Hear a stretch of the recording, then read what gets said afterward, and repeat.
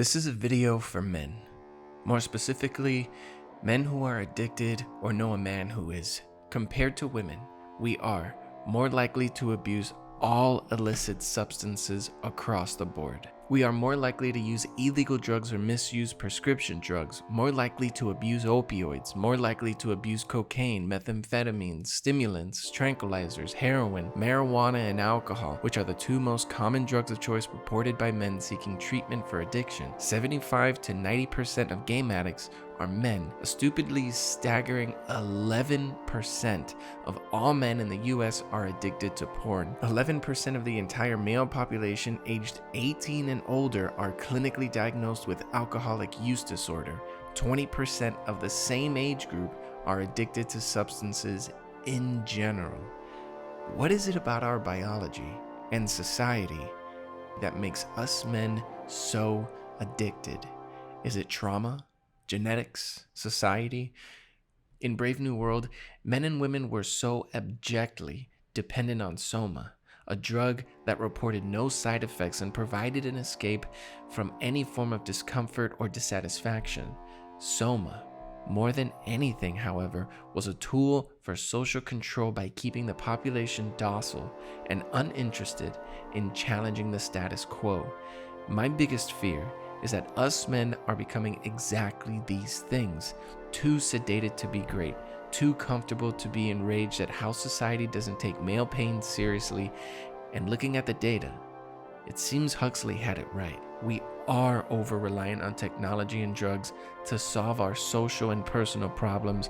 We are addicted to escapism, and we are addicted to suppressing our individual thought. Fortunately for us, however, the same science that made us men sedated into oblivion, mainly neuroscience, has also found the answer to the root cause associated with all addictions. Over the past 2 years, research has been gathered from all over the world. Countless books are being written and billions of dollars in government intervention has been spent in reference to this cure for addiction. And despite the public's declining concern of mass addiction almost across the board really has been on the decline amongst teenagers. And it's all because of this single discovery. Okay, so it may not be as groundbreaking as I just said, or even that new of a discovery, but what if I told you that the root cause to addiction is no different from the way I just made you feel when I talked about this supposed cure to addiction? What I mean to say is, it comes from the fact that the anticipation of something we want is more addictive than having it. This fact is what lies at the heart of all addictions.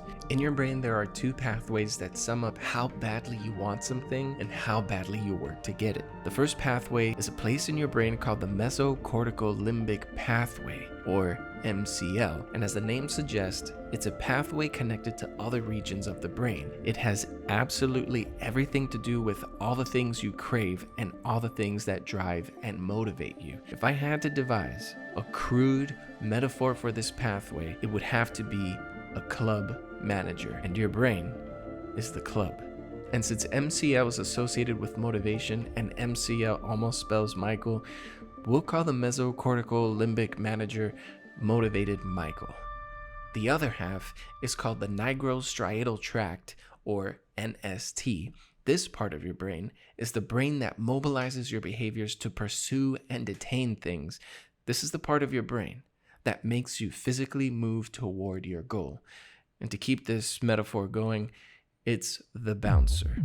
And since NST almost spells nasty, we'll call the nigrostriatal bouncer Navigating Nasty. Navigating because NST is involved with physically navigating toward a reward. You see, all of this is powered by a simple molecule, a molecule by the name of dopamine. And it's one of the most valuable currencies of the brain. So if Motivated Michael and Navigating Nasty are the club manager and bouncer, then dopamine has to be the money that keeps the manager and the bouncer paid. Dopamine is so crucial to both pathways that if you somehow affected the flow of dopamine to the mesocortical limbic pathway, meaning you stopped paying Motivated Michael, the club, meaning your brain, will exhibit symptoms of depression, ADHD, and even schizophrenia. Whereas damage to the navigating part of your brain would leave you afflicted with irreversible Tourette's, Huntington's, and even Parkinson's. To illustrate a real-life example about this tragedy, an article by the CDC called "Street Drug Contaminant Causing Parkinsonism" stated, "Recently, a street drug contaminant has appeared that can cause Parkinsonism in drug abusers, saying that these people had generalized slowness and difficulty moving, rigidity, resting tremor, and loss of postural reflexes. The neurotoxicity of MPTP has produced a severe, permanent Parkinsonian syndrome in a number of drug abusers who continue to require treatment. Based on autopsy findings in one case, MPTP appears to destroy nerve cells in the substantia nigra, which is navigating nasty, an area of the brain that plays a major role in controlling movement." Simply put, our levels of dopamine, if pushed to extreme levels, truly is a matter of life and death, and men are quite literally dying in large numbers because of it. One potential clue to why we are so addicted could be hidden in the data of what drugs us men seek out. According to addictiongroup.com, there were 92.2 million people who abused drugs in 2020. But if you notice the drugs of choice, you would notice that drugs abused in 2020 were downers. I can't say that I know anything about anything or that I personally have experience being addicted to literally any of these substances, but a potential reason is due to the fact that men are bored. And I don't just mean bored in the middle school sense, but I mean lacking existential meaning and excitement.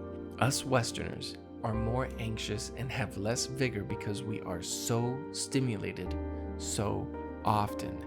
And what do I mean by that? Well, as you'll soon discover, the more pleasure we seek, the more pain and discomfort we inevitably feel later on.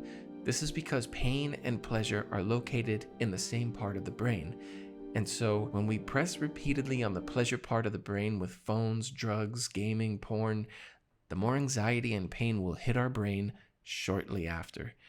And I think in some part we all know this. Is it any coincidence that the addiction gender gap widened the year the pandemic hit? A year when the majority of what we did was stay home, play video games, go on our phones, watch porn, and watch the news, not only digitally stimulated beyond belief, but anxious and bored out of our minds. Many people forget, but in the year 2020, China played war games with the US and Taiwan, threatening with military force against any country who interfered in the absorption of Taiwan. Election debates were underway, making woke liberals foam at the mouth every time Trump spoke, and making conservatives protest when Biden won, which, led to the US Capitol being stormed 3 months later. Fentanyl overdoses were hitting record highs at the time. And oh yeah, George Floyd protests ensued all throughout the country, leading to some cities having their buildings burned, businesses being looted, counter-protest to counter-protest, sensational news coverage, etc., etc. Honestly, it's no wonder we were anxious and bored. Most of us men were bored all day and felt abject unrest about a country we lived in and couldn't do a damn thing about. Worst of all, we became more addicted because we were more isolated. In 1980, researcher Bruce Alexander ran a famous experiment to find the effects of addiction and isolation, which would foreshadow 40 years later the effects a pandemic would have on men. In his study, he wanted to determine whether isolated rats would prefer coping substances when isolated as opposed to when among friends. The findings? Rats housed in a quasi-natural colony drank much less morphine than rats isolated in standard laboratory cages. The reason? Morphine ingestion interferes with species-specific behaviors, which can occur only in a colony, such as nest building, mating, and fighting. Simply put, rats consumed morphine because they needed to be useful and formidable among their peers as opposed to being isolated and powerless. And as you'll see in a few seconds, this study was exactly what happened to human beings. According to Gabor Mate, a Canadian physician and psychologist, there are 3 factors that can contribute to addiction: a susceptible organism, a drug with addictive potential, and stress. Looking at these 3 factors, you can imagine how the dial on all 3 of these factors were cranked to the maximum volume during the pandemic, hence the sharp increase in male addiction. When the US went to war with Vietnam, a startling 34% of US soldiers reported using heroin. Now what's funny is that researchers asked the soldiers who abstained to explain what kept them from using narcotics. The responses: feared death of bodily harm, couldn't do one's job. Which again goes with the assumption that the reason the rats didn't abuse morphine was because they wanted to be useful and formidable among their peers. I think this is a truly groundbreaking finding that continues to be consistent in so many studies and findings. It seems the antidote to our dopamine-fueled addiction comes from, among other things, being useful and being formidable. And the thing is, what can be more beneficial than to be so useful that you are indispensable and to be so formidable that you are dominant? People might say that dominance is a negative word, but even monkeys who were perceived as more dominant in a social setting purported having much higher levels of dopamine receptors, while those who were perceived as more subservient in their environment abused greater amounts of cocaine. So quite literally, socially conferred power and status is one of the best defenses we have against addiction. And while the research isn't saying to be a domineering douchebag who asserts his will over others, it does objectively seem like simply the act of being useful to others, being formidable in the world, and attaining status among your peers truly is a tool for staving off addiction. What's also interesting is that male humans, monkeys, and even rodents might seek out pleasure more than women due to differing anatomical structures of dopamine receptors. In an article called Sex Differences in Dopamine Receptors, males display a higher concentration of D1 receptors in the NAC, which is the place dopamine is made, compared to their female counterparts. This may lead to the heightened susceptibility for males to develop addictions. However, if there was a single lesson to learn from this long-ass video, let it be this: there is hope. There are simple and incredibly powerful practices that can help you manage your susceptibility to addiction. Because to tell you the truth, most of us are addicted to, or at the bare minimum, substance dependent on something that we would be more formidable to stop abusing.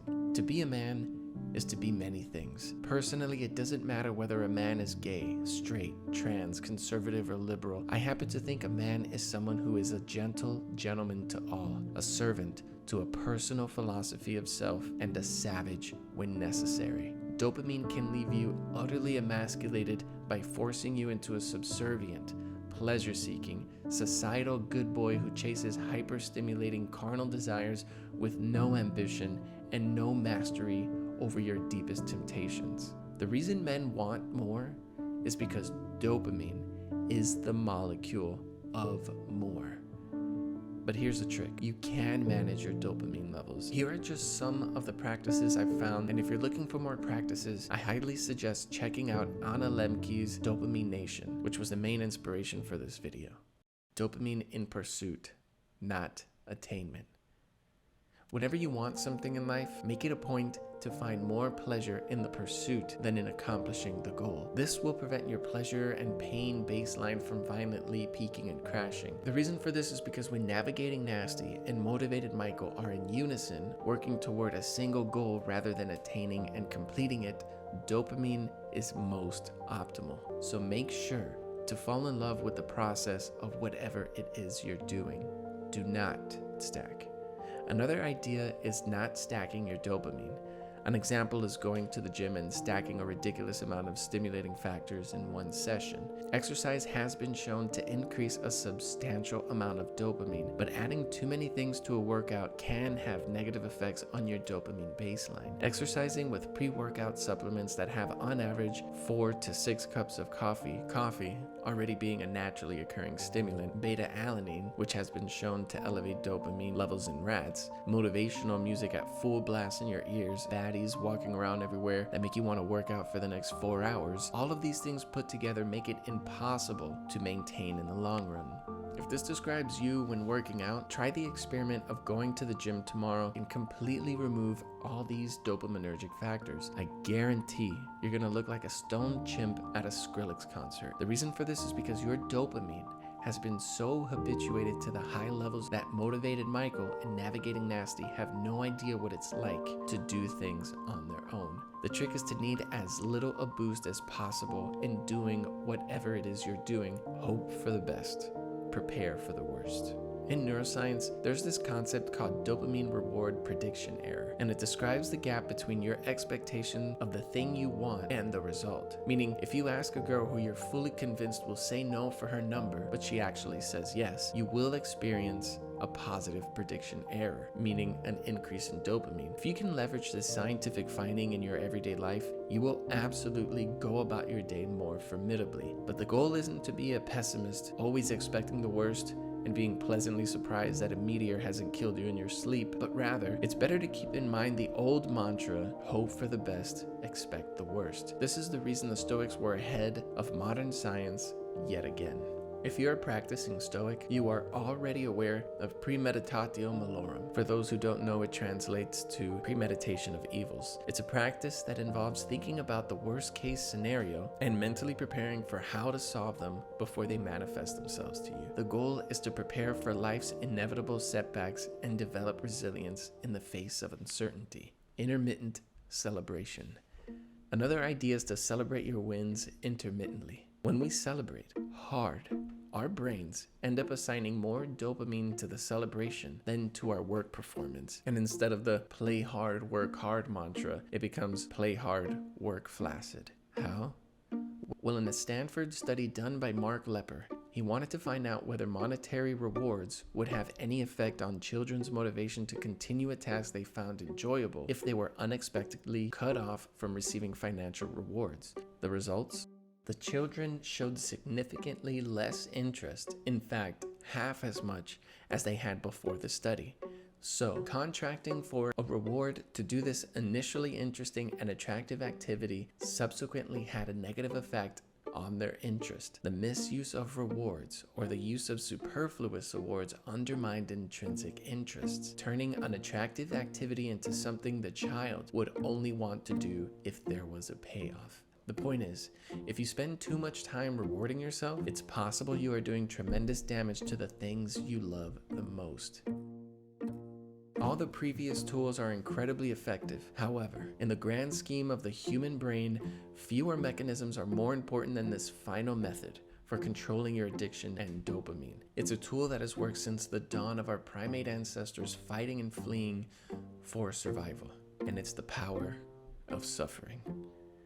One of the most effective ways to engage your pleasure circuit is by means of pursuing pain. The reason for this is the same reason we feel pain after chasing high amounts of dopamine, because again, pleasure is always followed by pain. But the same happens on the flip side. When we chase pain, we get pleasure. This is why ice baths and ultra marathon running and jiu-jitsu are becoming more popular among us guys, because we know that runner's high and that post-ice bath endorphination brings about one hell of a positive feeling. But the thing is, suffering just for suffering's sake isn't enough. We have to go one step further and suffer for something. And what I think is the best means of suffering is the suffering brought about by a difficult and purposeful routine. The idea is to think about a goal and just build a routine with these goals in mind. And the great thing is, you don't even have to create a routine on your own. You can go on ChatGPT, mention all the things you want to accomplish, socialize more, do jujitsu, study for school or pleasure, go to the gym. Mention the things you have to get done during the day, like work, school, commute, etc., and ask it to create a routine for you with these parameters. In this routine for suffering, it's important to keep in mind that you have to suffer for a purpose. And when you do, you'll realize that this purposeful suffering will give you meaning. However, that purpose for suffering, that goal, has to be defined by you, not your political party, not your career or your education. Your meaning has to be your philosophy of self. There's a quote by Epictetus that talks about the importance of never breaking commitment to your personal and philosophical values, and it's worth quoting in full. If you now neglect things and are lazy, and are always making delay after delay and set one day after another as the day for paying attention to yourself, then without realizing it, you will make no progress but will end up a non-philosopher all throughout life and death. So decide now that you are worthy of living as a full-grown man who is making progress and making everything that seems best to be a law that you cannot go against. And if you meet with any hardship or anything pleasant or reputable or disreputable, then remember that the contest is now, and you cannot put things off anymore, and that your progress is made or destroyed by a single day and a single action. Keep in mind, boys, that life is simultaneously hard and ridiculously distracting, and if you seek pleasure in an already demanding and stimulating world, not only will you go about bored and anxious, but you will fall behind on being the most formidable version of yourself. So stop watching this video and create a routine like I showed you, or if you're sticking around on YouTube, invest time in YouTubing Anna Lembke's book on dopamine. The point is, there is hope. Hope that you can do better, regardless of our hyper-stimulating, pacifying, Huxleyan, soma-addicted culture. Remember that the more pleasure you reap, the more pain you sow. Be useful. Follow a difficult path in life with your personal philosophy of self as the source code to that routine, while following it as if it is a law you cannot go against. And finally, always remember to stay formidable.